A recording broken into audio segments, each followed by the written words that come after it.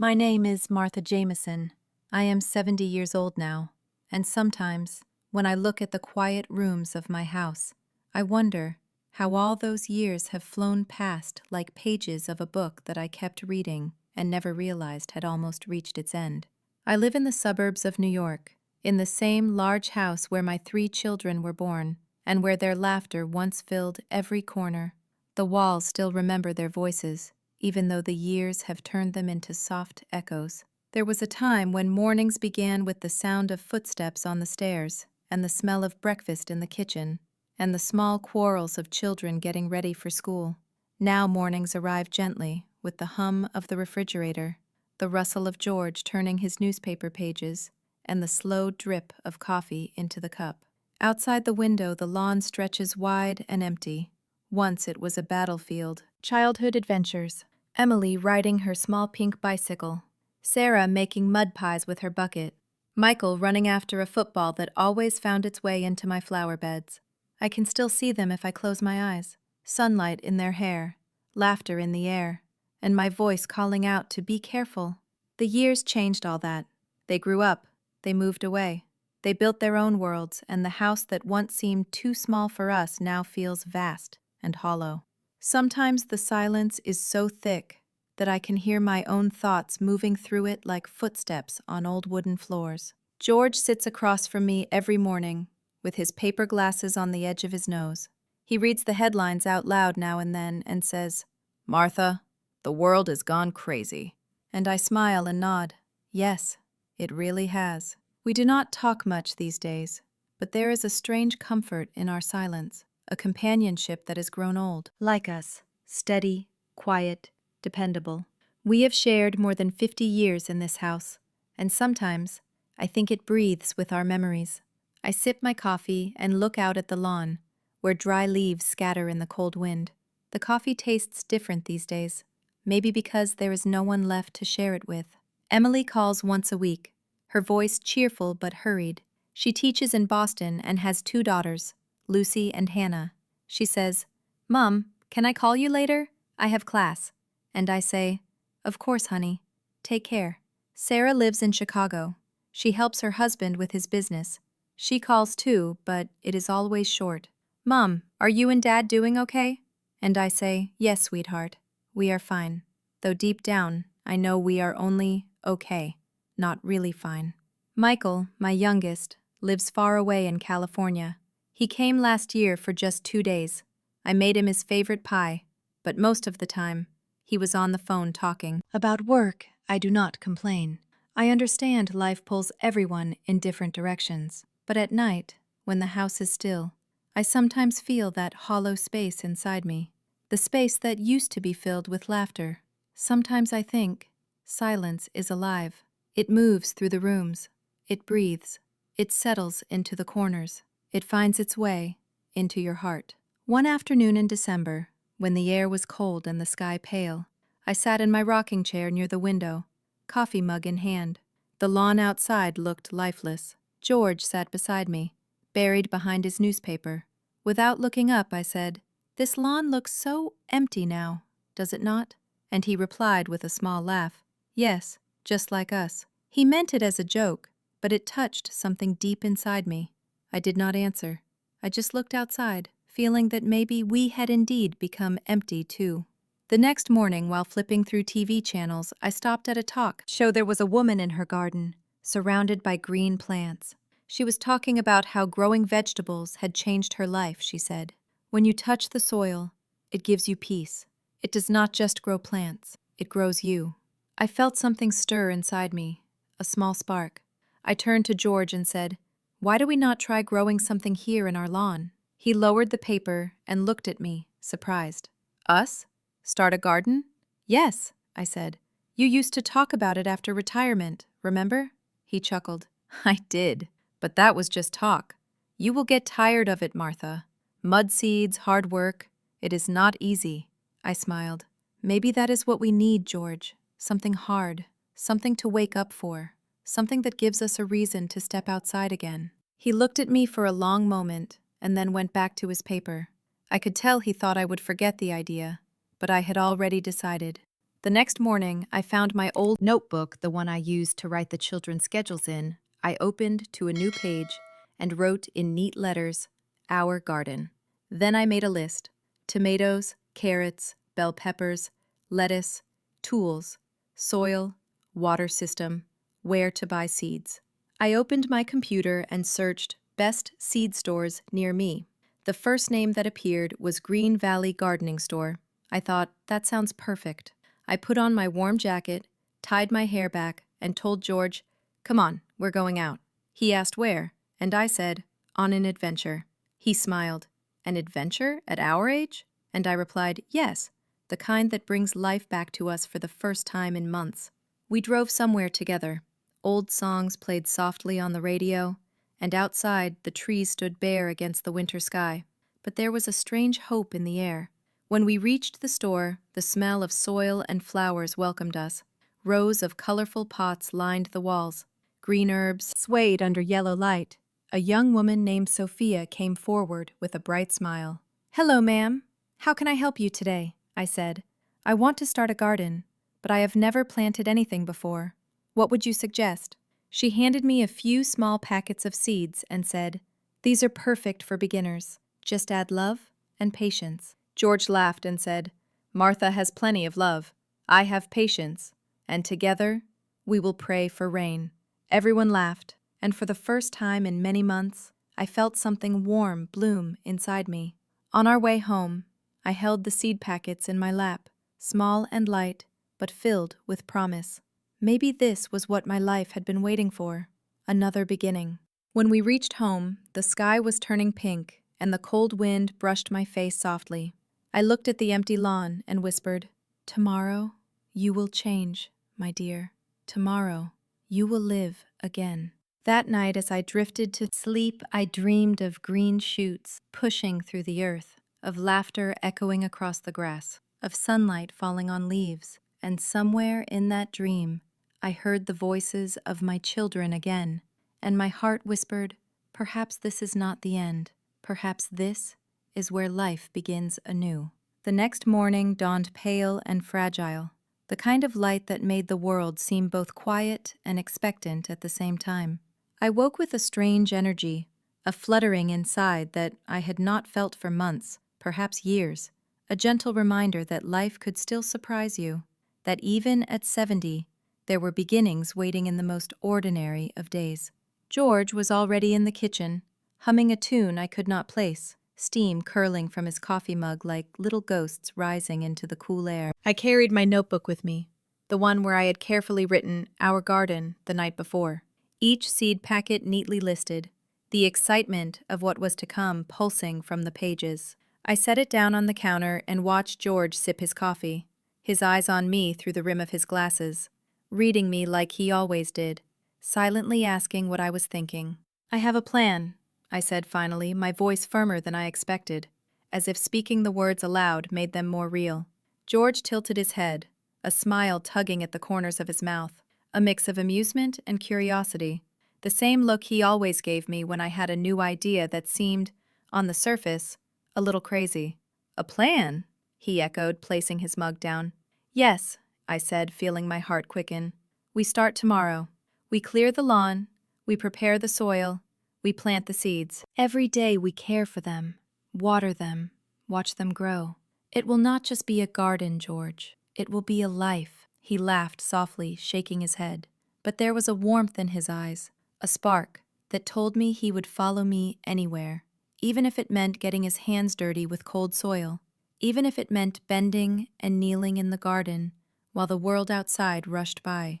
The day passed slowly, filled with small tasks that suddenly seemed larger than life, organizing our tools, reviewing our seed list, imagining where each plant would go, measuring spaces, debating sunlight and shade.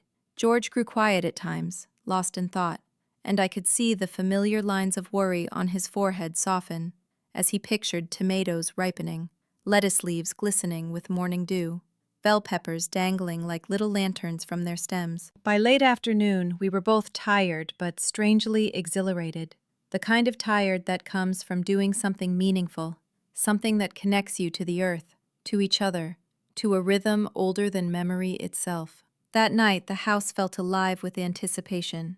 I went to bed early, yet sleep did not come immediately. Instead, I lay in the dark, listening to the faint creaks of the floorboards, the distant hum of the refrigerator, the way the wind whispered through the trees. And I imagined the first morning in the garden, the smell of fresh soil, the gentle touch of seeds between my fingers, the sound of George's voice counting seedlings, laughter spilling across the lawn like sunlight. The next morning was colder than I expected. Frost clung to the edges of the windows, and the air smelled of winter's last whispers. George and I dressed warmly, layering sweaters over shirts, scarves around our necks, and gloves that would protect our hands from the earth's chill. Stepping outside, I felt the bite of cold against my skin, and yet it was invigorating. The lawn, empty and silent for so long, seemed to respond to our presence. We began by clearing dry leaves, broken twigs, and old garden debris. Our movements synchronized, almost like a dance we had practiced all our lives without realizing it. George laughed when he found a half-broken toy shovel from Michael's childhood, and I laughed too, the sound mingling with the wind and the rustling of bare branches. As we worked, memories bubbled up unbidden. Emily's pink bicycle leaning against the fence, Sarah's mud pies scattered across the yard, Michael's football soaring over the rose bushes. The past was a gentle shadow that day, wrapping around us without weighing us down, reminding us that this garden was not just for the present, but a bridge between who we had been and who we still could be. We decided to start small, a rectangle near the east side of the lawn, where the sun would reach every corner by mid-morning. I dug the first furrow, the soil cold and resistant under my hands, and I felt a thrill I had not expected. George joined me, his hands steady, moving with the patience of decades spent tending a household, and together we made the lines where seeds would rest. Each seed seemed impossibly tiny in my fingers, yet filled with enormous potential, a reminder that even the smallest things could grow into something magnificent with care and attention. Emily called that afternoon, her voice full of curiosity. "Mom, Dad, are you really starting a garden?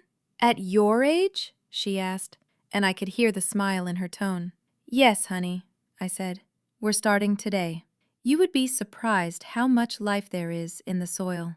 She laughed, the sound like a bright note cutting through the grayness of the day. "I wish I could be there," she said. "Maybe next summer," I replied, feeling a tug of longing mixed with contentment. "But tell me everything. Send pictures, and save some tomatoes for me."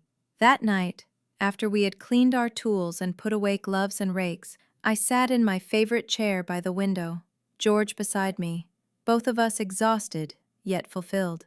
I held my mug of coffee, warming my hands against it, and I watched the sky darken, stars beginning to prick the heavens with cold light.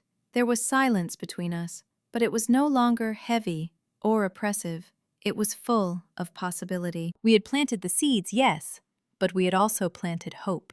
And perhaps that was even more important. Days passed, each one a rhythm of small miracles. Water dripping into soil, sprouts pushing through the earth, leaves unfolding like green fingers reaching for the sky. George and I grew into the routine, our hands busy, our conversations light but meaningful, punctuated with laughter and the occasional frustrated sigh when a seed refused to sprout or the wind knocked over a small pot. I began keeping a journal again, writing not schedules or lists, but observations.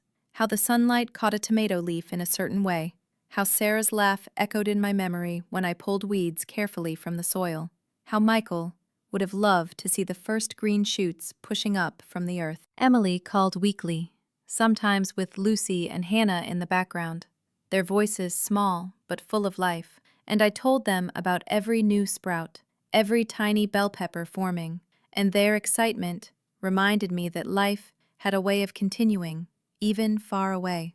Sarah sent pictures of her own small potted herbs in Chicago, and I felt a bond renewed, a shared experience across cities and states, the garden a thread connecting us all.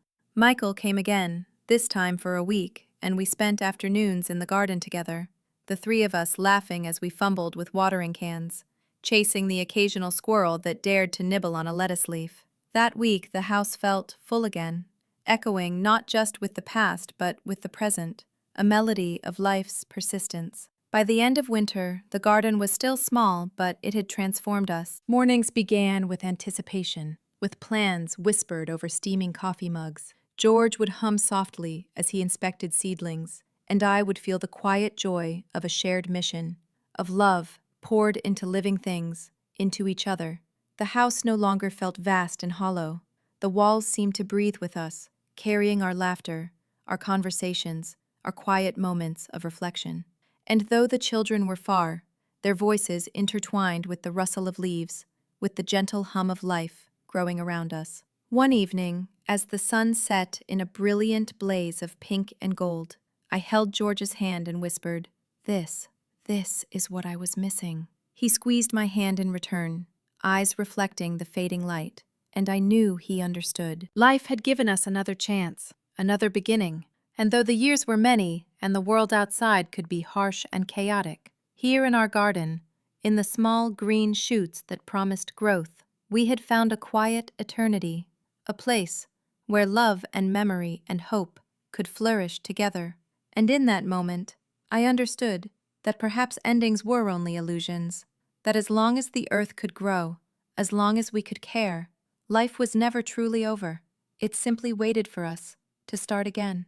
Spring arrived, gently, almost unnoticed at first, a shy hint of warmth in the air, a softening of the frost that had clung to the edges of our lawn for months. I woke one morning to birdsong weaving through the quiet house, sunlight stretching its fingers across the floors, and a flutter of excitement filled me as I pulled back the curtains to see the garden, our little patch of hope, coming alive.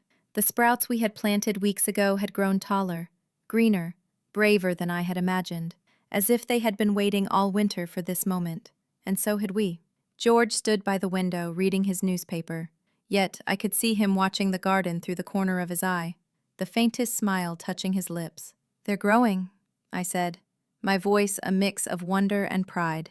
"Yes, they are," he replied softly, putting down the paper and coming closer.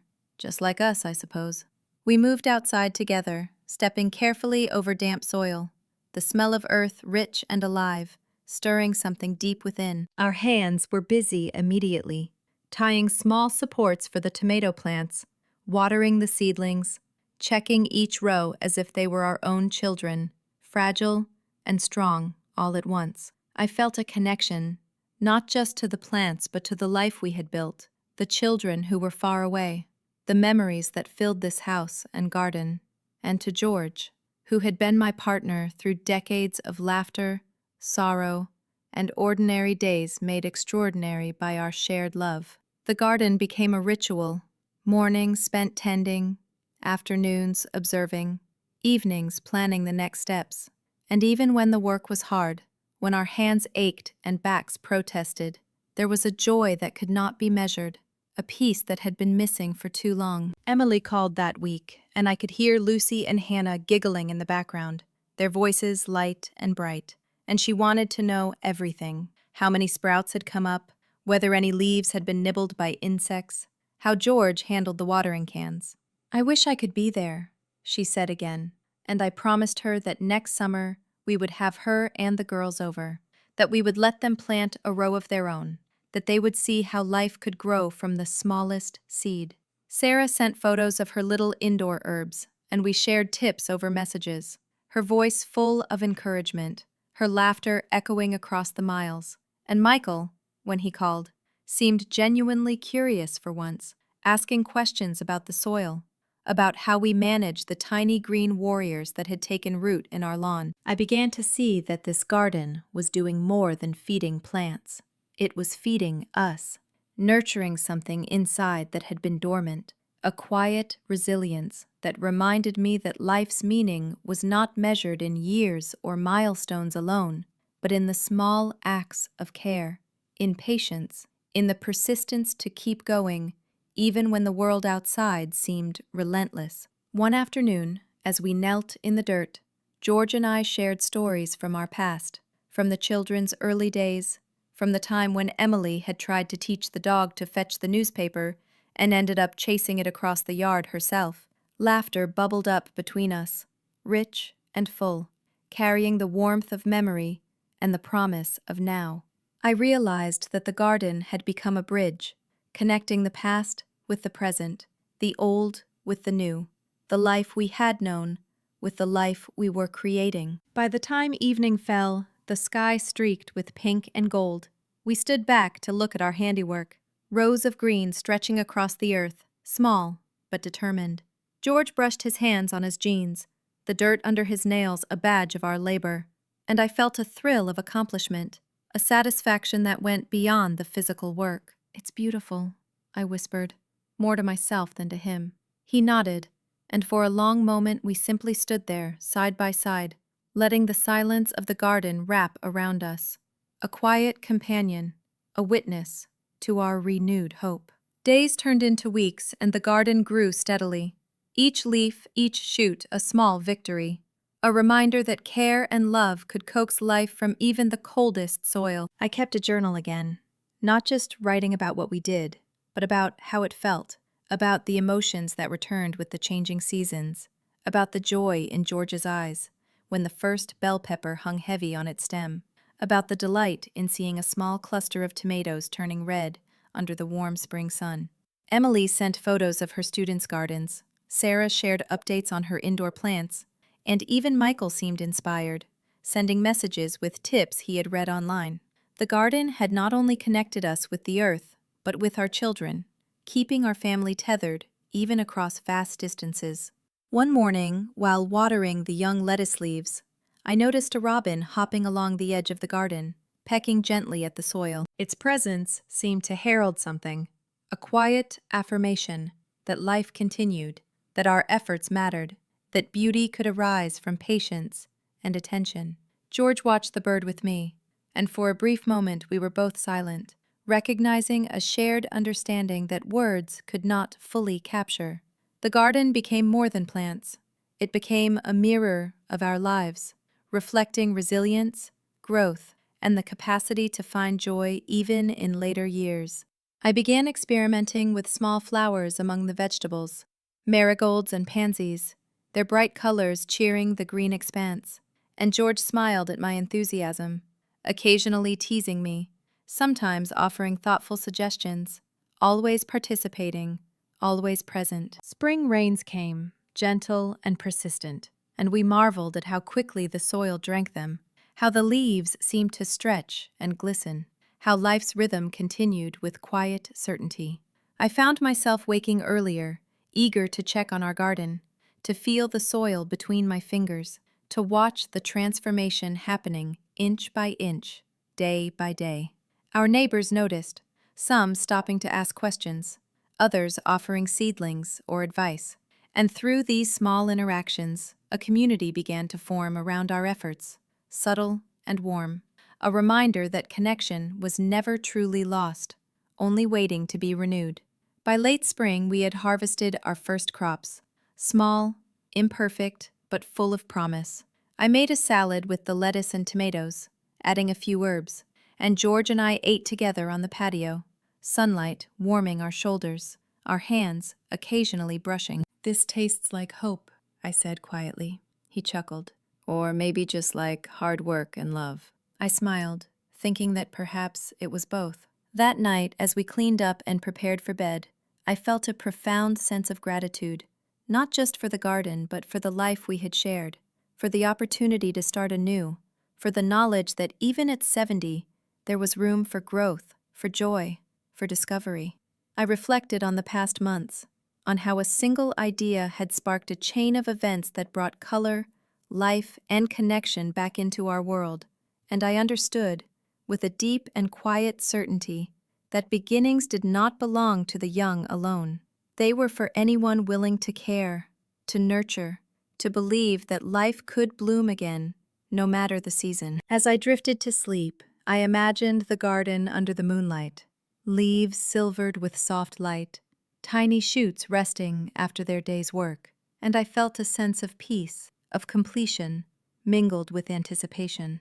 The future seemed less daunting now, more like a field, waiting for our hands to shape, a canvas upon which we could paint new memories, new joys, new connections. And somewhere, in that quiet, fertile space, I felt the echo of my children's laughter, the warmth of family across distance and time, and the promise that life, in its infinite resilience, always waits for those who are willing to begin again. Summer unfolded with a gentle insistence, the days stretching long and golden, sunlight pouring into every corner of our garden and house, transforming both in ways subtle and profound. I woke each morning to the sound of birdsong, mixing with the hum of the refrigerator and the soft rustle of George's newspaper. Yet my heart carried a new rhythm, the pulse of anticipation that came from seeing our garden grow. The lettuce leaves had thickened, bell peppers were heavy with promise, tomato plants now taller than my knees, their stems bending under the weight of fruit just beginning to blush with color, and the marigolds and pansies added splashes of brightness that made the whole space feel alive, almost magical. George had taken to wandering the rows quietly, hands clasped behind his back, inspecting the progress, making small notes to himself, sharing observations in low murmurs that only I seemed to notice. Yet they filled me with warmth, the comfort of shared purpose. The children called more frequently now, Emily sending snapshots of her students' projects alongside photos of our own garden when we shared them, Sarah sending tips on companion planting and natural remedies for pests, Michael calling not just with questions but with real interest in our methods and outcomes, his voice sounding softer, almost nostalgic, as though the garden had pulled him back into a world he had left behind. Each day we added small touches, a trellis for climbing beans, a narrow pathway lined with stones, a bird feeder to welcome the sparrows and finches that had become our silent companions. Evenings were spent sitting on the patio, sipping coffee, our hands dirty from the day's work but hearts unburdened, basking in the satisfaction of creation, of nurturing life, of connecting with each other and the world in a way that felt both ancient and timeless. One particularly hot afternoon, I noticed a tiny green tomato at the tip of a stem, barely bigger than a marble, and I felt a surge of pride so sharp it brought tears to my eyes. "Look at this one, George," I whispered, brushing my fingers lightly against the fruit. He leaned closer, eyes crinkling with a gentle smile, and murmured, "It's perfect," as though its perfection lay not in size or shape, but in the fact that it had survived and thrived, just as we had, just as our family had. The garden became a canvas for memory and imagination. I recalled summers long past, Emily and Sarah running barefoot across the yard, Michael chasing the football, the scent of fresh pie baking in the oven, the small quarrels and laughter that had once filled the air, and I realized that planting, nurturing, and watching life grow now was a way of holding on to those moments while creating new ones. I began to involve George more actively in the journal I kept, writing observations not just of the plants, but of our conversations, our laughter, our silences, the fleeting touches of hands as we worked side by side.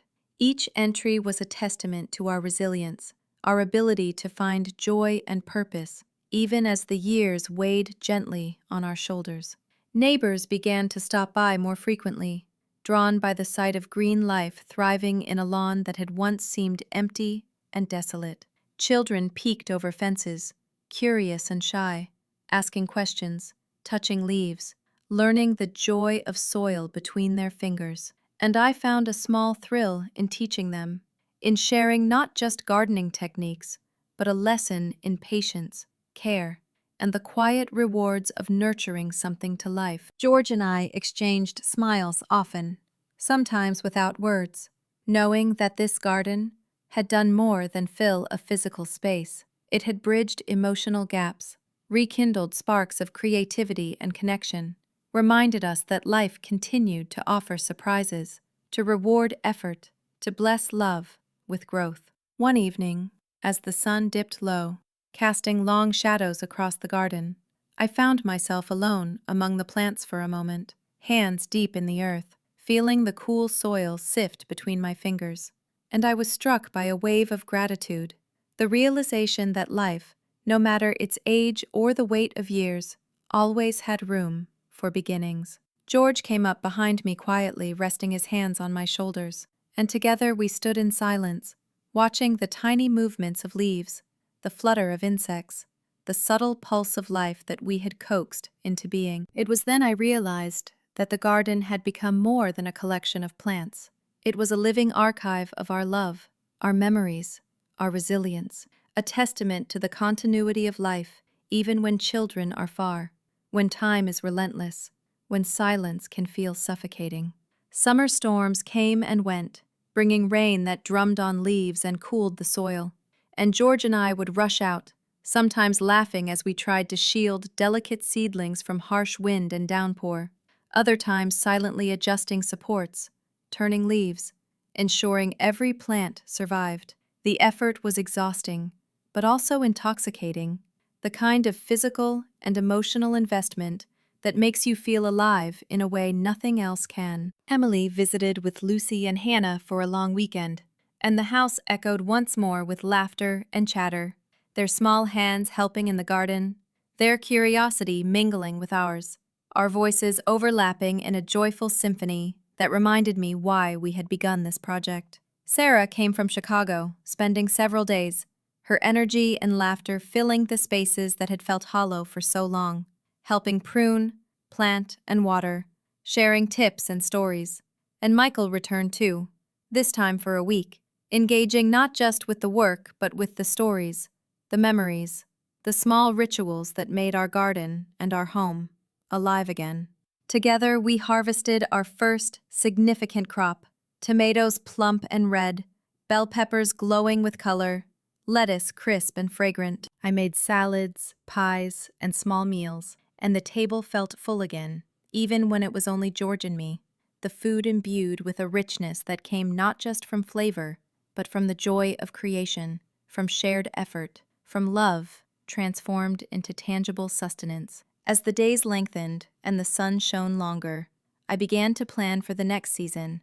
More vegetables, perhaps some berries, an extension of the garden into the corner where old rose bushes had once thrived. George listened patiently, offering practical suggestions, teasing gently when I dreamed too far ahead, and I found joy in our collaboration, in the way life's small labors could become grand adventures when shared with someone you love. One night, sitting on the patio as fireflies flickered in the twilight, I realized that the garden had changed not just the lawn, not just our routines, but us. We had grown alongside the plants, patience intertwined with effort, joy with quiet reflection, hope with acceptance. The house no longer felt vast or empty.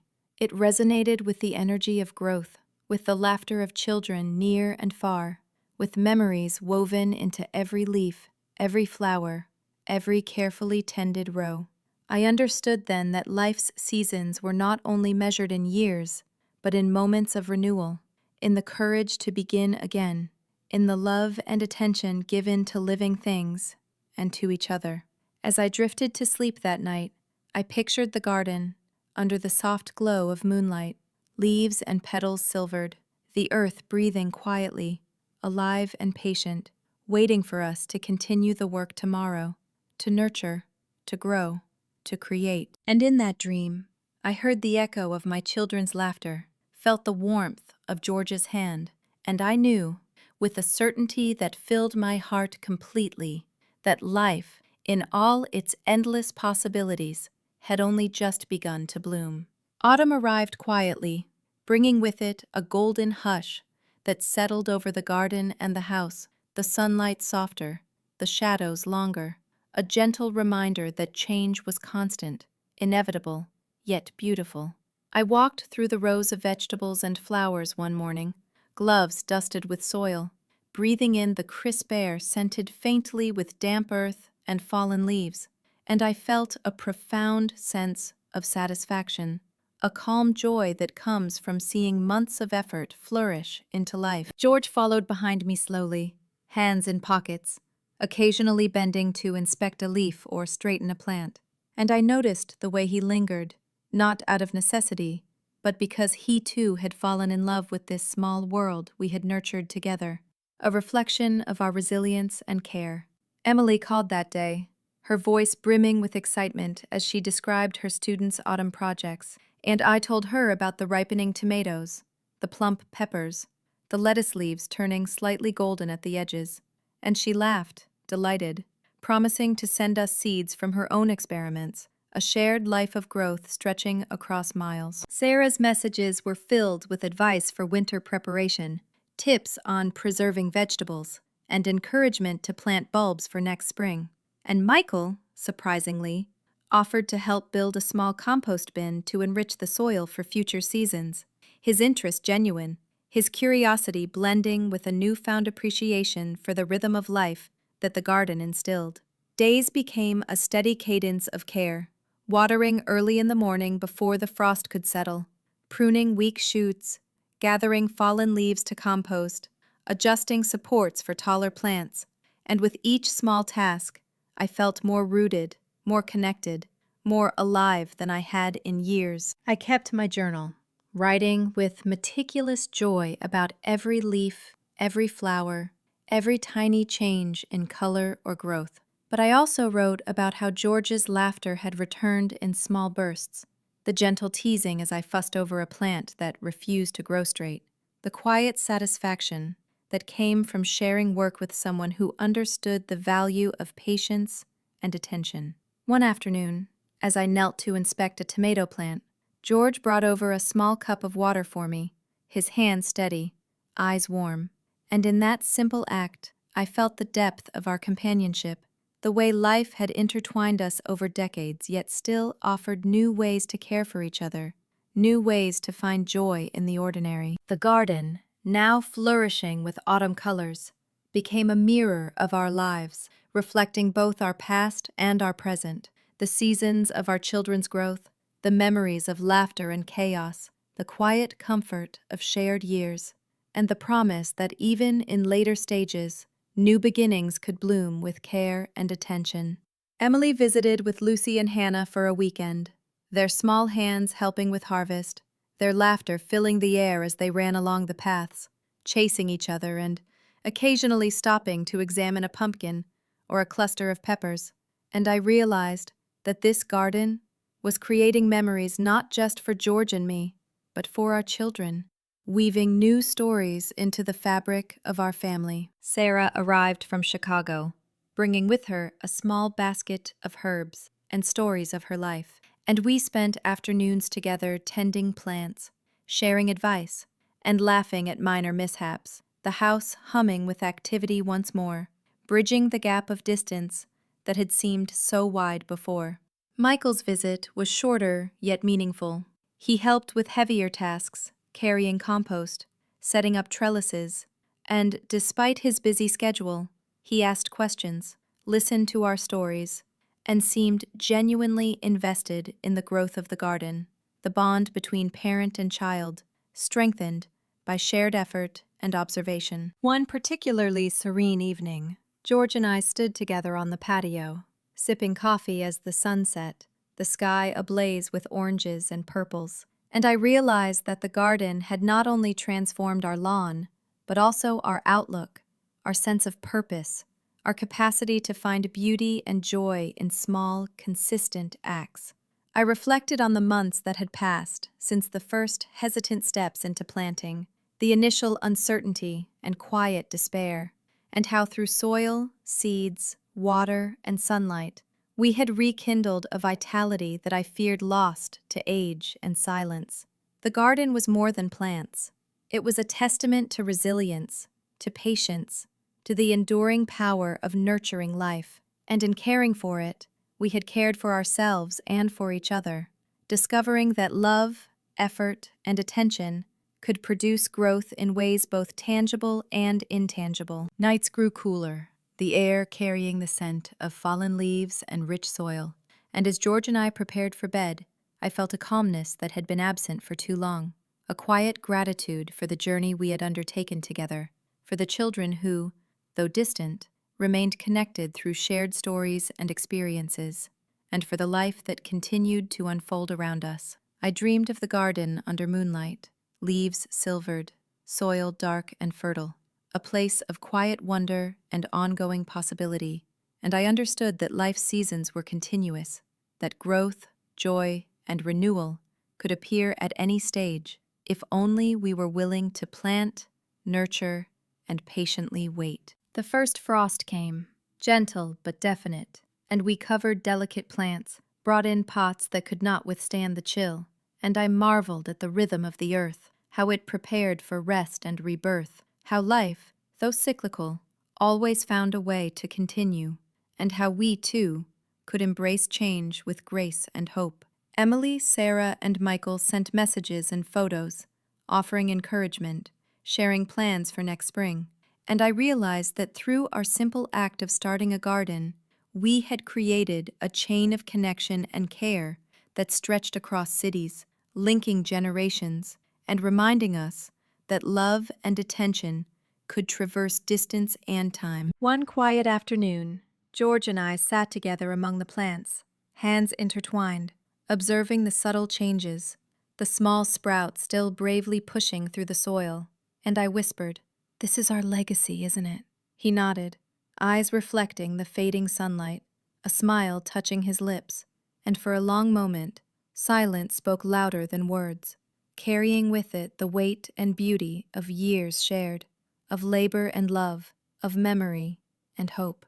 As night fell, stars pricking the sky with silver light, I felt a contentment deeper than any I had known in decades, a realization that beginnings and endings were not opposites, but part of the same eternal cycle, that even after 70 years of life, new chapters could unfold, bringing joy, purpose, and connection where silence once prevailed. And in that moment, lying in bed beside George, hearing the distant whisper of the wind through the trees, I understood fully that the garden was more than a space of plants. It was a living testament to resilience, love, and renewal. A reminder that life's beauty does not diminish with age, but can grow richer, more profound, and infinitely more meaningful when we dare to nurture, to begin again, and to care with all our hearts. Winter approached softly, a quiet hush settling over the garden and the house, the light dimmer, the days shorter, the air carrying the crisp scent of frost and distant snow.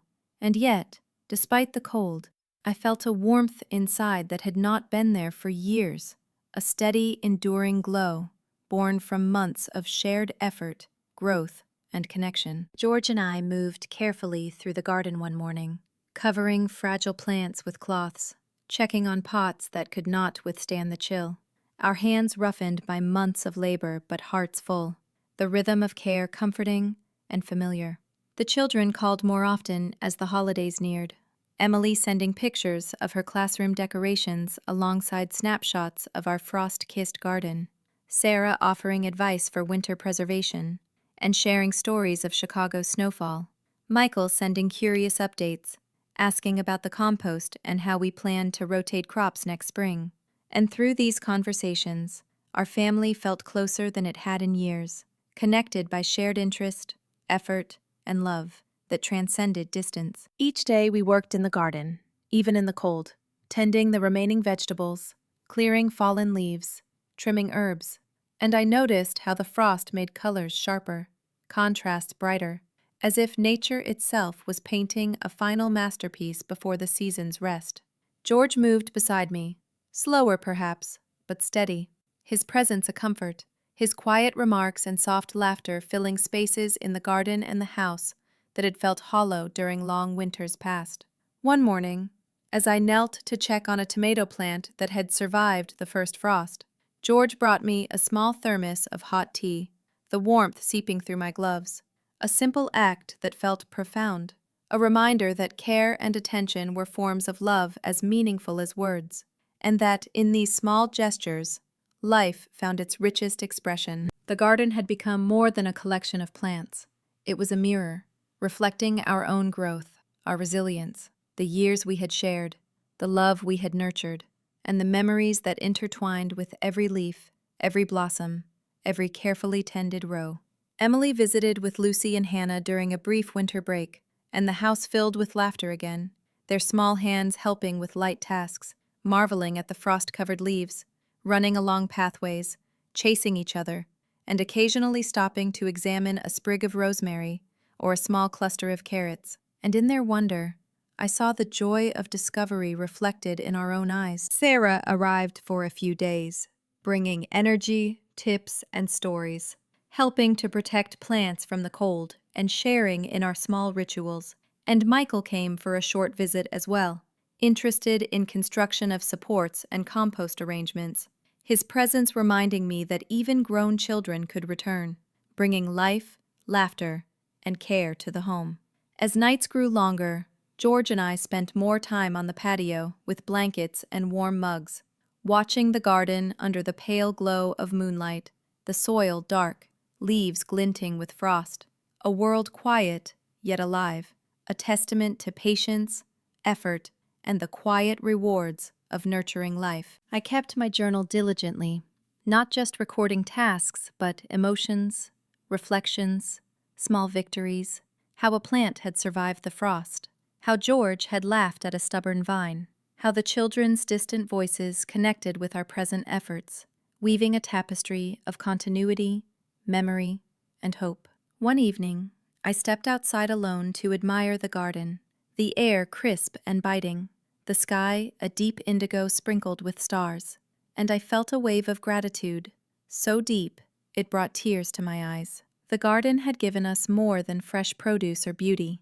It had given us purpose, connection, a renewed sense of vitality, and a profound understanding that life's seasons, though inevitable, were never truly endings, but transitions, opportunities for growth, reflection, and new beginnings. George joined me quietly, slipping his hand into mine, and we stood in silence, watching the frost glint on leaves, the small shoots that had persevered, the stubborn plants holding on to life against the cold. And I understood that in our efforts, we had created a sanctuary, a place of resilience, love, and renewal. Winter storms came, gentle and fierce at times, and we adapted, covering plants, adjusting supports, ensuring the garden endured, learning again that care and patience could weather even the harshest conditions. Emily sent photos of her students' winter experiments. Sarah shared plans for spring planting. Michael inquired about compost rotations and seed selection, and I realized that our garden had become a living thread connecting generations, a symbol of continuity, love, and shared growth across time and distance. One particularly cold morning, George and I stood together over a small bed of carrots, brushing snow lightly from leaves, and I whispered, "Look at them. They endure, just like us." He nodded, eyes reflecting a quiet pride and a shared understanding that effort, attention, and care, no matter the season, produced life, resilience, and beauty, tangible and intangible.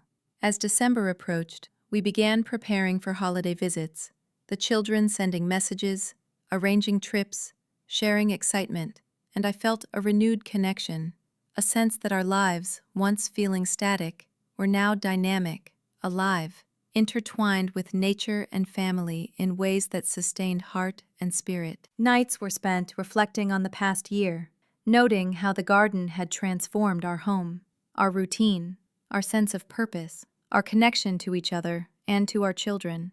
And I felt a profound gratitude, understanding that even after 70 years, new chapters could unfold, bringing joy, discovery, and a sense of renewal that carried beyond the confines of soil and leaves into the very heart of our lives. On a particularly quiet night, sitting with George, sipping tea by the frost-lined window, I realized that the garden had become more than a physical space.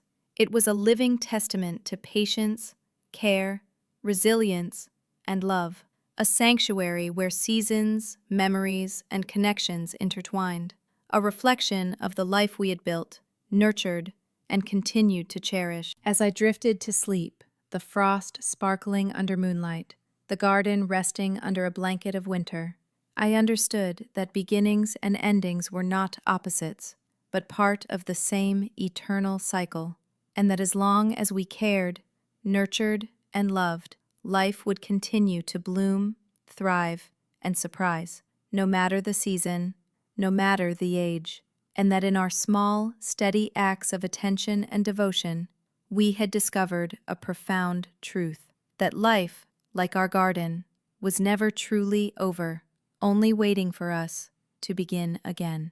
The new year arrived quietly, a gentle turning of the calendar, and with it, a renewed sense of possibility that seemed to infuse the air of our home and garden. Winter's frost still lingered in patches on the soil, yet I noticed signs of life beneath, small green shoots bravely pushing up through the earth, as though the garden itself whispered promises of growth and renewal.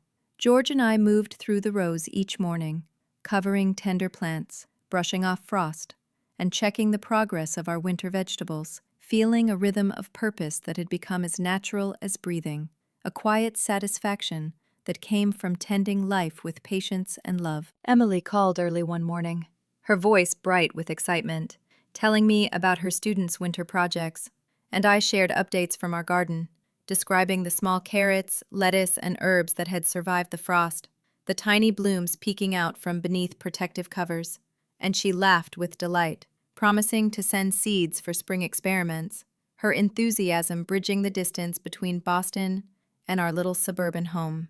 Sarah's messages arrived with her usual warmth, offering tips for protecting plants during late frost, suggestions for indoor seedlings, and small stories of her own home, her voice carrying the energy and care that reminded me how deeply connected our family remained, despite miles and responsibilities. Michael, unexpectedly, called to discuss plans for expanding our compost area, suggesting materials and ideas that we could implement. His curiosity genuine, his questions reflecting a deeper interest in the life we had cultivated in both soil and spirit. Days settled into a steady rhythm, mornings tending to plants, afternoons observing growth, evenings planning for the next season, and nights reflecting on the quiet changes taking place, both in the garden and within ourselves. I kept my journal meticulously, recording not only what grew and what faltered, but also the emotions, the joy, the quiet satisfaction of seeing life emerge from the soil, the laughter of George as he recounted memories of our children at play, the small moments that made every day meaningful. One particularly still afternoon, I knelt beside a row of spinach, brushing away frozen leaves, and I felt the pulse of life beneath, the resilience of nature mirrored in our own hearts, and I whispered to George, "They endure, don't they?" He leaned beside me, eyes crinkling with warmth, and nodded softly, "Yes, just like us, Martha." The garden had become a reflection of everything we had lived, everything we had hoped for, a mirror of our past, our present, and the possibilities yet to come. Outside, birds returned, hopping along pathways, pecking at seeds we had scattered, and I marveled at their small resilience, the same quiet determination I saw in the green shoots emerging from frozen soil. And I realized that life's persistence was a lesson we had relearned, a reminder that hope and effort, even after decades, could produce beauty and sustenance. Emily arrived with Lucy and Hannah for a short visit, the house buzzing with laughter once more, small hands helping in the garden, exploring frost-kissed leaves, asking questions, marveling at the resilient plants. And I saw in their curiosity the joy of discovery that mirrored the enthusiasm George and I had felt when we first began planting months ago. Sarah came from Chicago, bringing energy, guidance, and warmth, helping with pruning, planting, and winter preparations, the house echoing with stories, shared effort, and quiet camaraderie.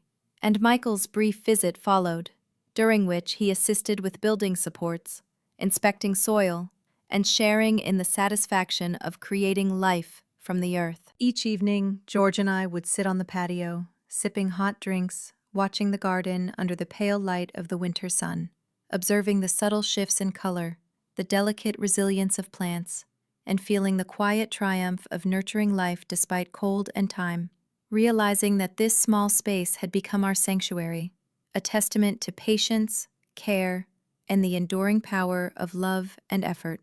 The journal became a chronicle not only of the garden's growth, but of our own renewed vitality, documenting the laughter, the shared silences, the moments when George's hand brushed mine, the soft touch of encouragement, the satisfaction in small victories, and the profound awareness that life's seasons, whether literal or metaphorical, were never truly endings but transitions, opportunities for renewal, growth, and connection. One evening, standing among the rows of spinach and kale, with frost sparkling under a fading sun, I realized that the garden had transformed more than the lawn.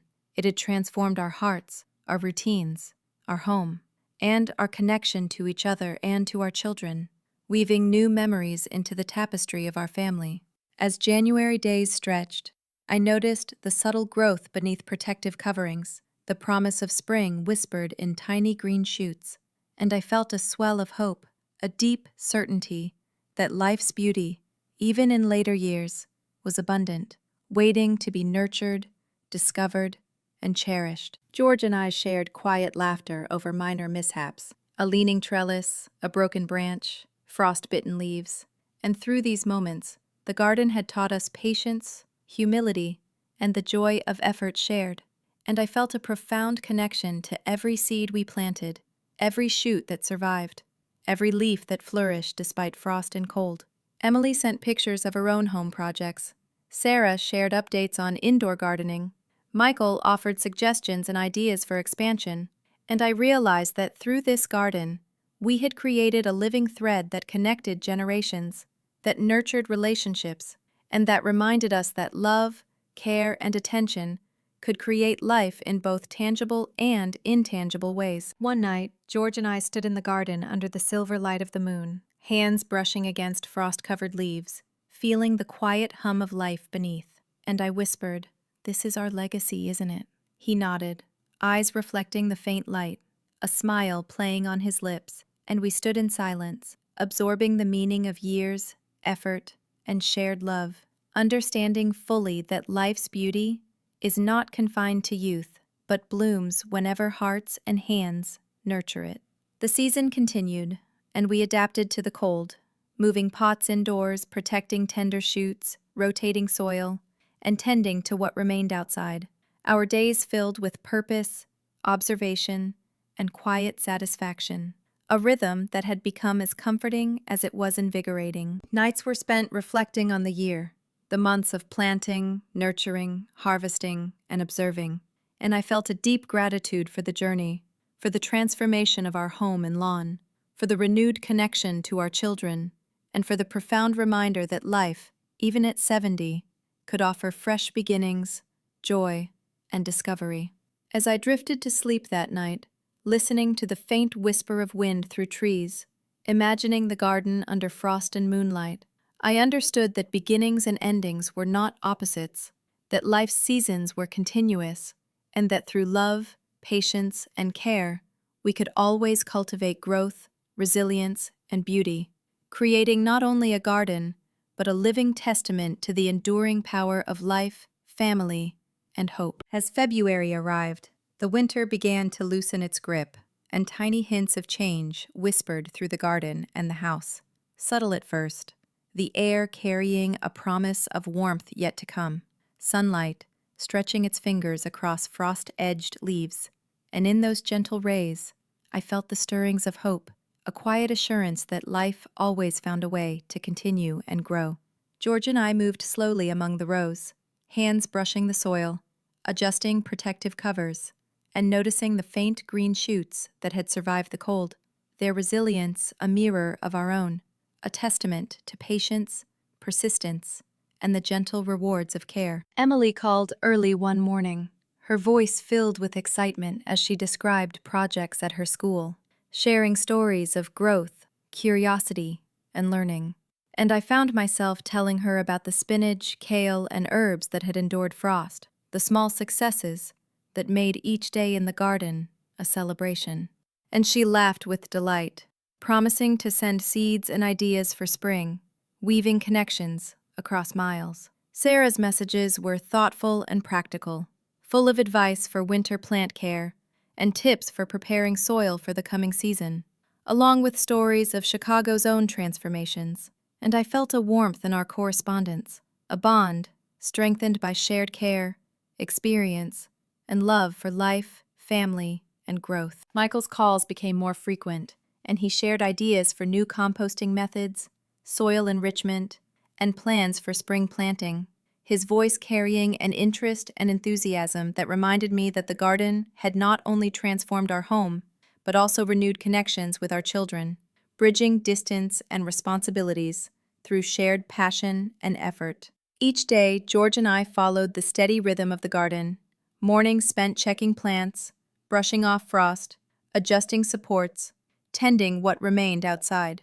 Afternoons, observing subtle changes, evenings, planning for the coming weeks, and nights reflecting on the quiet transformations, both in the soil and within ourselves. I kept my journal diligently, recording the growth, the challenges, the successes, but also the emotions, the laughter, the quiet conversations, the small gestures of care between George and me, the profound satisfaction that comes from creating and nurturing life, and the awareness that every leaf, every shoot, every bloom was a reflection of love and effort that transcended time. One particularly crisp morning, I knelt by a row of carrots, brushing away frost and fallen leaves, and I whispered to George, "They endure, just as we do." He leaned close, eyes warm, a faint smile on his lips, and nodded, understanding fully the depth of my words, the connection between the resilience of life and the resilience of those who care for it. The garden had become more than a collection of plants. It was a sanctuary, a living record of months of effort, shared memories, and quiet joys, a space where the past, present, and future intertwined, reflecting the seasons of our lives alongside the cycles of nature. Outside, birds hopped along pathways, searching for seeds we had scattered, their small movements and bright eyes a reminder of the persistence and adaptability of life, mirroring the determination I saw in green shoots pushing through frost and in the steady work of our hands. Emily arrived with Lucy and Hannah for a brief winter visit, the house echoing with laughter and curiosity, their small hands helping to clear frost, examining resilient leaves, marveling at plants surviving the cold, and I felt the joy of discovery reflected in their bright eyes, the same excitement George and I had felt when we first began our garden. Sarah arrived from Chicago, bringing energy, guidance, and stories, helping with pruning, planting indoors, and protecting plants, the house alive with warmth, shared effort, and quiet camaraderie. And Michael visited briefly, assisting with supports, soil preparation, and offering insights that brought new ideas and renewed enthusiasm for the coming seasons. Evenings were spent on the patio, sipping tea and watching the garden under soft light, observing subtle changes in leaves, stems, and shoots, and feeling a quiet triumph, a deep satisfaction that came not only from seeing life thrive despite the cold, but from understanding the power of patience, attention, and love to nurture growth in both soil and heart. Nights became a time of reflection, writing in my journal about every small development, recording the laughter and shared stories with George, the quiet touches, the subtle moments that spoke volumes, and I understood that the garden had become a mirror of our lives, reflecting resilience, connection, and the enduring rewards of care, effort, and love. One evening, as we walked through the garden under the silver glow of the moon, frost glinting faintly on leaves, I felt a profound sense of continuity, of the interwoven nature of our past, present, and future. And I whispered to George, "This is our legacy, isn't it?" He smiled, eyes reflecting the pale light, and nodded softly. The silence between us filled with understanding, gratitude, and the quiet joy of shared purpose.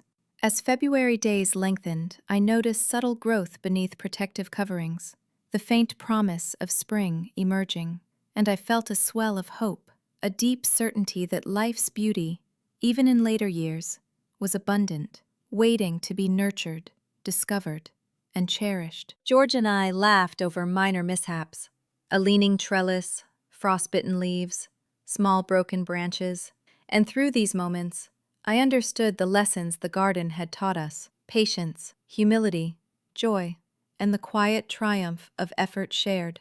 And I felt a profound connection to every seed planted, every shoot that survived, every leaf that flourished.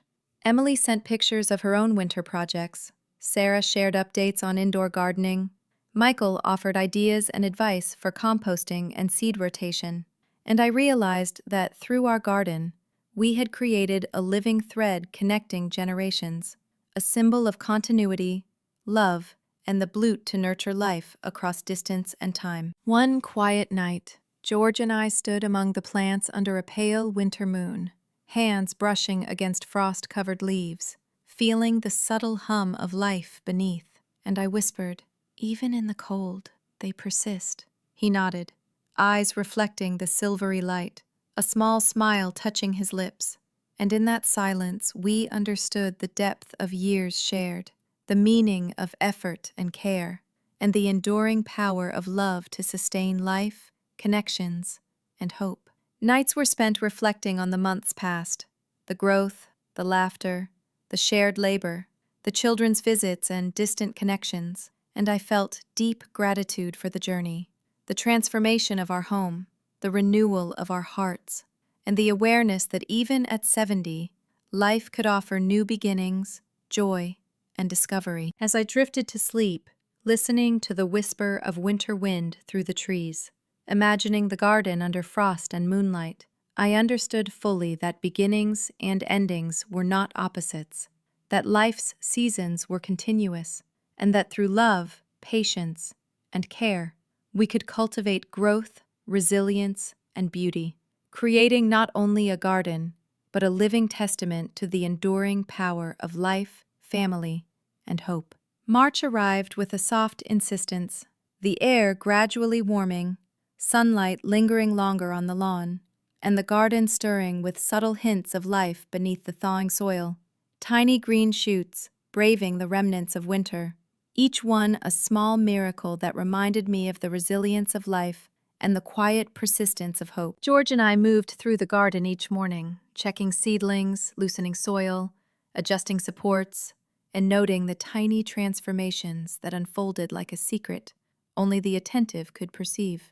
And I marveled at the patience required to nurture these fragile beginnings into robust life. Emily called early one morning, her voice bubbling with enthusiasm, sharing stories of her students' spring projects, and I eagerly recounted our garden's progress, describing the shoots of spinach, lettuce, and early herbs that had survived the winter, the tiny buds on perennials, and she laughed, delighted, promising to send seeds for new experiments, knitting a bond across cities that seemed to shrink with each shared story. Sarah sent messages filled with practical advice for planting spring crops, tips for enriching soil, and cheerful updates about her life in Chicago, reminding me that distance could never diminish connection.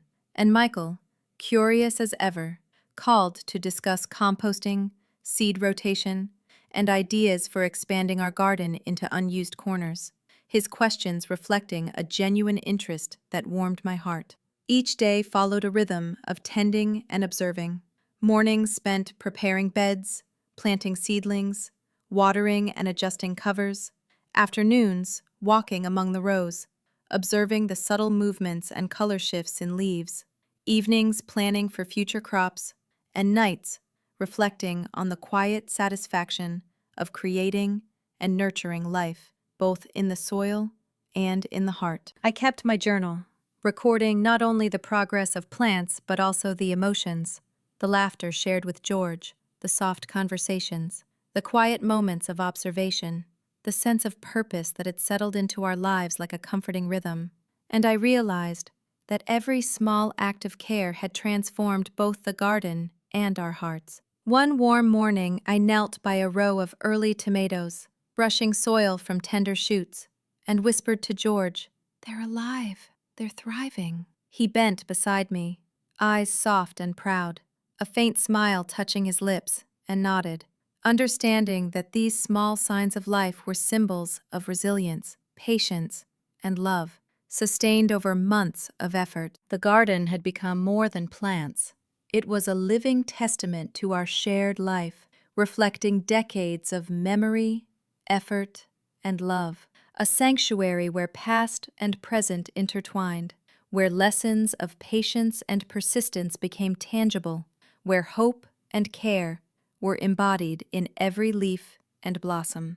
Outside, birds returned with renewed vigor, hopping along pathways, pecking at seeds we scattered, their tiny movements a reminder that life persisted, adapted, and thrived, even in the smallest creatures, mirroring the determination of the green shoots and our own quiet endurance. Emily visited briefly with Lucy and Hannah, the house alive with laughter and curiosity, small hands helping to clear winter debris, marveling at early growth, asking questions, discovering, and I felt the joy of new memories being woven into the fabric of our family, the continuity of love and care bridging generations.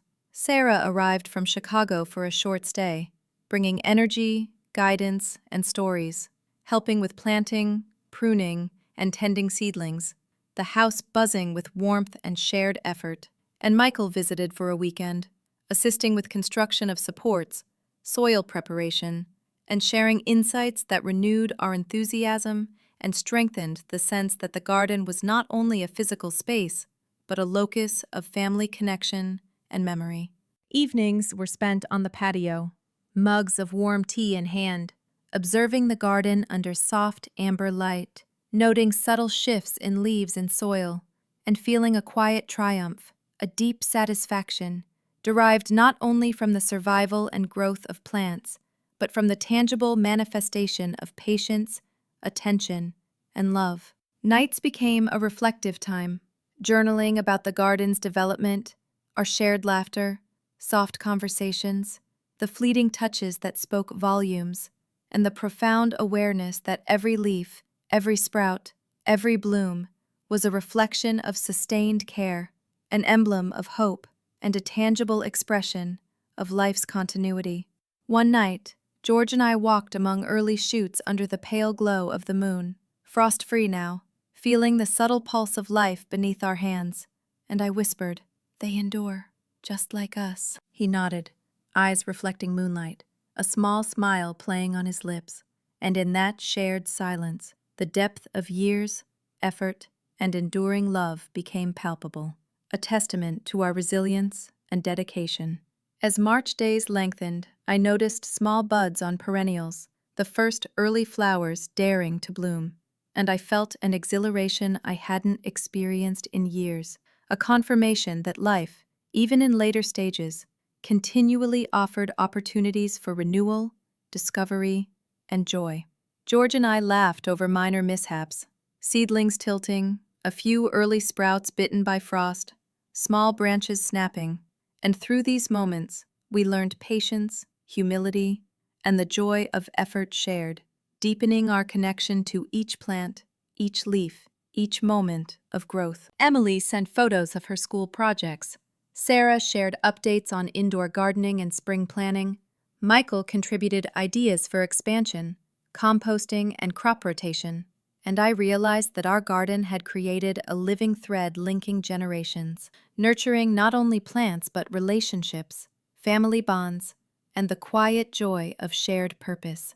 One serene evening, George and I stood in the garden under a crescent moon, hands brushing against fresh leaves, feeling the quiet hum of life beneath, and I whispered, "This is our legacy." He nodded, eyes reflecting silver light, and the silence between us carried gratitude, understanding, and a profound awareness that life's beauty, persistence, and joy were not confined to youth, but flourished wherever love, patience, and care were present. Nights were spent reflecting on the past months, the transformation of the garden, the laughter, shared labor, children's visits, distant connections, and I felt immense gratitude for the journey, for the restoration of our home and hearts, and the understanding that even at 70, new beginnings, discoveries, and joys awaited those willing to nurture life with devotion.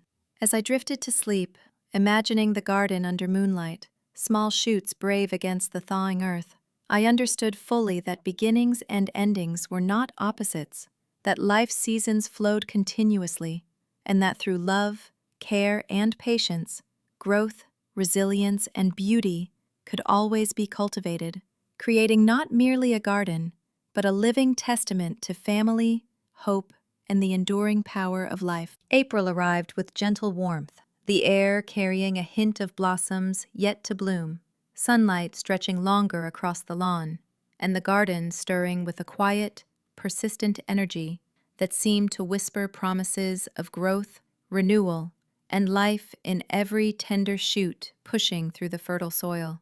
George and I moved among the rows each morning, hands brushing the earth, adjusting supports, pruning early growth, and noting the subtle changes that unfolded like secret stories. Small miracles, hidden in leaves and buds that demanded attention, patience, and care.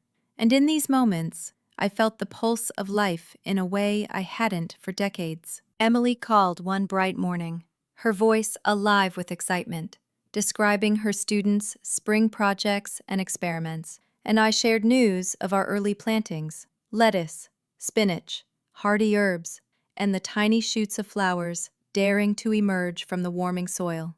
And she laughed, promising to send more seeds, sharing in our anticipation, knitting connection across cities, with stories, hope, and love. Sarah's messages arrived punctuated with advice for soil enrichment, early planting, and preparation for warmer months, alongside anecdotes from her life in Chicago, her words reminding me that distance could not weaken the bonds of care and family.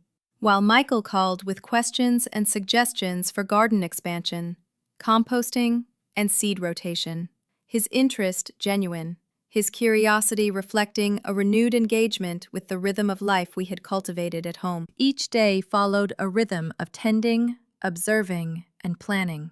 Mornings spent checking seedlings, loosening soil, watering, and adjusting protections. Afternoons dedicated to observing subtle changes, noting the health of shoots, the vigor of leaves, the tiny transformations that marked progress. Evenings planning for future crops, arranging tools, mapping new beds, and nights spent reflecting in my journal, capturing the growth, the laughter, the shared moments, and the quiet satisfaction of creating and nurturing life, both in soil and in heart.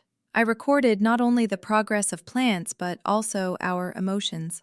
George's quiet laughter, small conversations, gentle touches, and the profound satisfaction of working together, understanding that every small act of attention nurtured not only the garden, but our own spirits and our relationship, reinforcing bonds built over decades. One morning, kneeling beside a row of early carrots, brushing soil from tender shoots, I whispered to George, "They're alive and thriving." He leaned close, eyes reflecting quiet pride and a soft smile, nodding, "Just like us, Martha." The garden had become a mirror of life itself, resilience, patience, love, effort, and hope, reflected in every leaf and blossom, teaching lessons beyond soil and seed, reminding us that even in later years growth and renewal were possible, and that effort invested with care always yielded beauty and reward. Outside, birds returned in greater numbers, hopping along pathways, pecking at scattered seeds, their tiny movements and determined energy mirroring the resilience of the shoots and our own persistent care, reminding us that life persisted in every form, small or large, delicate or enduring, and that nurturing it created joy and connection. Emily visited with Lucy and Hannah, the house echoing with laughter, small hands helping to plant early seedlings, marveling at resilient leaves, asking questions, and discovering, and in their joy, I recognized the continuity of love, curiosity, and family memory, the interweaving of past, present, and future that our garden had inspired. Sarah arrived from Chicago, bringing energy, guidance, and warmth, helping with pruning, planting indoors, and preparing for the first tender shoots of spring, while Michael came briefly, assisting with construction of supports, soil enrichment, and planning for expansion. And together, these visits reinforced the garden's role as a locus of connection, creativity, and shared experience, linking generations through care and attention. Evenings were spent on the patio, mugs of tea warming our hands, watching the garden under soft light, observing subtle shifts in leaves and soil, and feeling a quiet triumph, a deep satisfaction born not only from the survival and growth of plants, but from understanding the power of patience, attention, and love to nurture life and resilience. Nights became reflective, journaling about the development of the garden, our shared laughter, conversations, quiet gestures, and the profound awareness that every leaf, shoot, and bloom was a reflection of sustained care, a symbol of hope, and a testament to the endurance of life and love. One night, George and I walked through the garden under the soft glow of the crescent moon, hands brushing fresh leaves, feeling the gentle hum of life beneath, and I whispered, "This is our legacy." He nodded, eyes reflecting the moonlight, a quiet smile on his lips, and the silence between us carried gratitude, understanding, and the joy of shared purpose, a reminder that life's beauty and persistence existed wherever love, patience, and care were present. As April days lengthened and the frost disappeared completely, I noticed buds forming on perennials, early flowers daring to bloom, shoots pushing upward with determination, and I felt exhilaration, a deep confirmation that life's beauty, even in later years, was abundant, waiting to be nurtured, discovered, and cherished. George and I laughed over minor mishaps, tilting seedlings, snapped branches, frost-bitten leaves that survived late cold, and through these moments, the garden taught patience, humility, and the joy of shared effort, deepening our connection to each plant, each leaf, and each moment of growth. Emily sent pictures of her school projects, Sarah shared updates on indoor gardening, and Michael contributed ideas for expansion, composting, and planting strategies. And I realized that the garden had become a living thread connecting generations, nurturing not only plants, but relationships, family bonds, and the quiet joy of shared purpose. One serene evening, standing in the garden under the silver light of a waxing moon, hands brushing against fresh leaves, I whispered, "Even after all these years, life continues to surprise." George nodded, eyes reflecting faint moonlight, a smile touching his lips, and in that moment, I understood fully the depth of years, effort, and enduring love, the power of care to sustain life, and the quiet magic of creating something beautiful, resilient, and living together. Nights were spent reflecting on the transformation of our home, the laughter, shared labor, children's visits, distant connections, and I felt immense gratitude for the journey, for the restoration of our hearts, the renewal of hope, and the understanding that even at 70, new beginnings, discoveries, and joys awaited those willing to nurture life with devotion. As I drifted to sleep, listening to the whisper of spring wind through the trees, imagining the garden alive under soft light, tender shoots brave against the earth, I understood fully that beginnings and endings were not opposites, that life's seasons flowed continuously, and that through love, care, and patience, growth, resilience, and beauty could always be cultivated, creating not only a garden, but a living testament to family, hope, and the enduring power of life. May arrived with a gentle insistence, the air warming steadily, sunlight lingering longer on the lawn, and the garden awakening fully from its winter slumber, each bud, shoot, and leaf reflecting the persistent energy of life and the quiet diligence that George and I had invested over months of care, patience, and hope. Every morning we moved through the garden together, hands brushing soil, adjusting supports, tending seedlings, and noting subtle changes that seemed almost miraculous.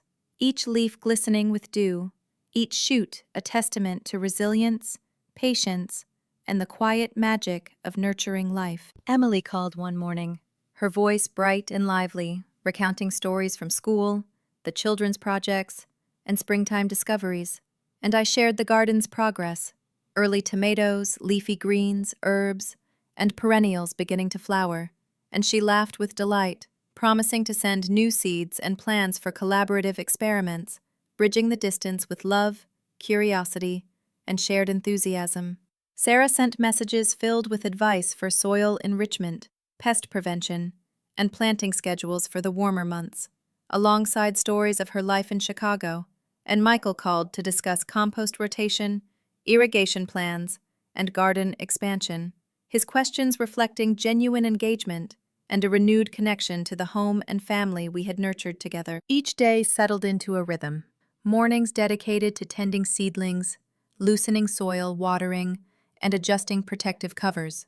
Afternoons spent observing subtle shifts, noting the health and vigor of plants, and anticipating the blooms yet to come. Evenings planning for future crops, arranging tools and reflecting on progress. And nights spent journaling about the day's work, laughter shared with George, quiet conversations, and the profound satisfaction of creating life from the soil. I recorded not only the growth of the garden, but also our emotions, small gestures of care, soft touches, moments of shared laughter, and the awareness that these acts of attention nurtured both the garden and our hearts, strengthening bonds forged over decades. One sunny morning, I knelt beside a row of young carrots, brushing soil from tender shoots, and whispered to George, "They're thriving." He bent close, eyes reflecting quiet pride, a faint smile touching his lips, and nodded, "Just like us, Martha." The garden had become more than a collection of plants. It was a living testament to patience, resilience, and love, a sanctuary where memories, effort, and hope intertwined, and a mirror reflecting the rhythm of life itself. Outside, birds flitted along pathways, pecking at seeds, their small movements and determined energy echoing the resilience of shoots and the dedication of our hands, reminding us that life persisted in all forms, delicate and enduring, and that tending it created joy, connection, and continuity. Emily visited with Lucy and Hannah, the house filled with laughter, small hands helping to plant, examining new shoots, marveling at early flowers, asking questions, and discovering. And in their curiosity, I felt the joy of continuity, love, and shared memory, the interweaving of past, present, and future, nurtured by our garden. Sarah arrived from Chicago, bringing energy, guidance, and warmth, helping with pruning, planting, and preparing beds for summer crops, while Michael visited briefly, assisting with compost, irrigation, and construction of supports. And together, these visits reinforced the garden's role as a locus of connection, creativity, and shared experience, linking generations through care and attention. Evenings were spent on the patio, mugs of tea warming our hands, observing subtle shifts in leaves, stems, and flowers, and feeling a quiet triumph, a deep satisfaction, derived not only from the survival and growth of plants, but from understanding the power of patience, attention, and love to nurture life, resilience, and connection. Nights became a time of reflection, journaling about growth, shared laughter, quiet conversations, and gestures that spoke volumes. And I realized that every leaf, shoot, and bloom was a reflection of sustained care, a symbol of hope, and a tangible manifestation of life's endurance. One evening, George and I walked among young vegetables and blooming flowers, under the soft glow of moonlight, hands brushing against leaves, feeling the pulse of life beneath. And I whispered, "This is our legacy." He nodded, eyes reflecting silver light, a small smile touching his lips, and the silence between us carried gratitude, understanding, and a profound awareness that life's beauty and persistence flourished wherever love, patience, and care were present. As May days lengthened, buds formed on perennials, early flowers opened with bold color, and shoots pushed upward with determination, and I felt exhilaration, a deep certainty that life's beauty, even in later years, was abundant, waiting to be nurtured, discovered, and cherished. George and I laughed over minor mishaps, seedlings tilting, snapped branches, leaves damaged by wind or rain, and through these moments we learned patience, humility, and the joy of effort shared, deepening our connection to each plant, each leaf, and each moment of growth. Emily sent photos of school projects, Sarah shared updates on indoor and outdoor gardening, and Michael contributed ideas for garden expansion, composting, and planting strategies. And I realized that the garden had become a living thread linking generations, nurturing not only plants, but relationships, family bonds, and the quiet joy of shared purpose. One serene evening, standing in the garden under the silver light of the moon, hands brushing against fresh leaves and flowers, I whispered, "Even after all these years, life continues to surprise." George nodded, eyes reflecting the faint moonlight, a small smile playing on his lips. And I understood fully the depth of years, effort, and enduring love, the quiet magic of creating something beautiful, resilient, and living together. Nights were spent reflecting on the past months, the transformation of the garden, the laughter, shared labor, children's visits, distant connections, and I felt immense gratitude for the journey, the renewal of hope, and the awareness that even at 70, new beginnings, discoveries, and joys awaited those willing to nurture life with devotion. As I drifted to sleep, listening to the whisper of spring wind through trees, imagining the garden alive under soft light, tender shoots brave against the earth, I understood fully that beginnings and endings were not opposites, that life's seasons flowed continuously, and that through love, care, and patience, growth, resilience, and beauty could always be cultivated, creating not only a garden, but a living testament to family, hope, and the enduring power of life. June arrived with the soft insistence of warmth, the garden fully awakened, leaves stretching toward sunlight, flowers daring to bloom in vivid colors, and the air carrying the scent of growth, earth, and possibility. A living testament to the months of care, patience, and love that George and I had invested, each plant reflecting resilience, hope, and quiet triumph. Every morning we moved through the garden together, hands brushing soil, adjusting supports, pruning blooms, checking irrigation, and marveling at the subtle transformations that revealed themselves with the passing hours.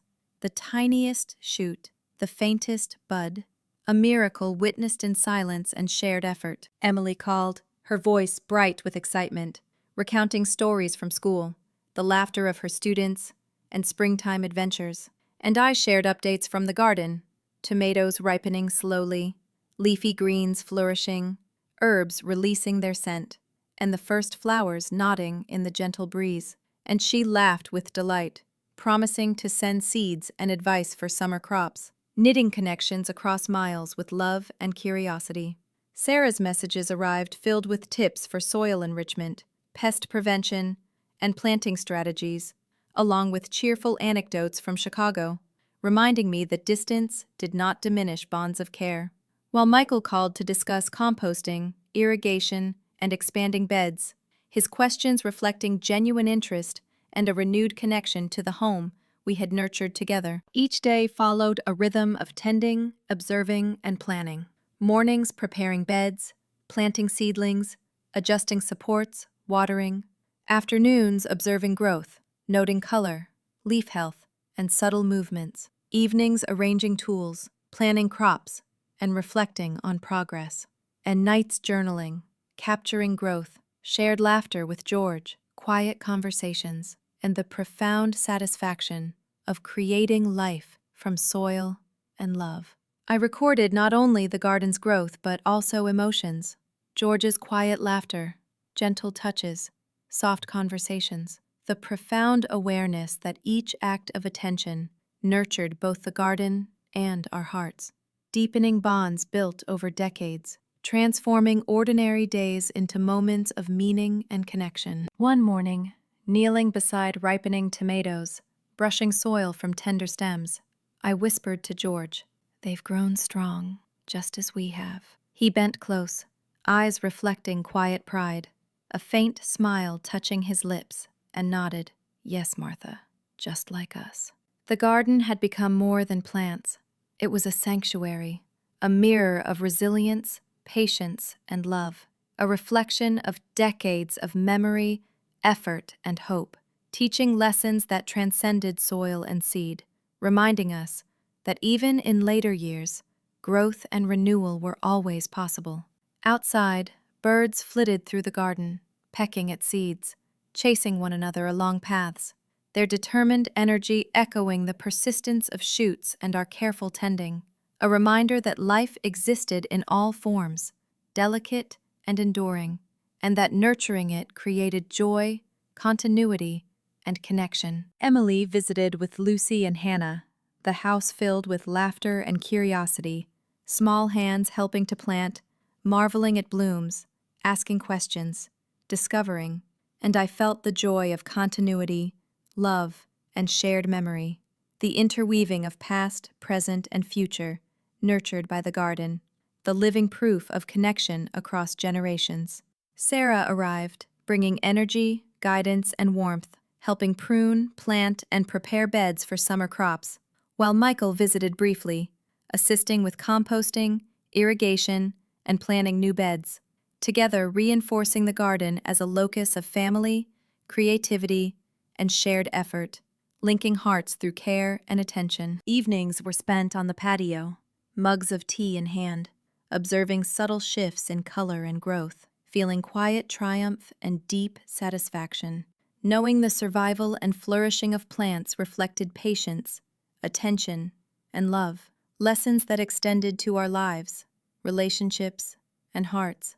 Nights became reflective, journaling about growth, shared laughter, quiet conversations, gestures that spoke volumes, and the understanding that every leaf, shoot, and bloom symbolized sustained care, hope, and the enduring presence of life and love. One evening, under the silver glow of the moon, George and I walked among ripening vegetables and blooming flowers, hands brushing leaves, feeling the pulse of life beneath, and I whispered, "This is our legacy." He nodded, eyes reflecting moonlight, a small smile on his lips, and the silence between us held gratitude, understanding, and joy, a quiet knowledge that beauty and persistence flourished wherever love, patience, and care existed.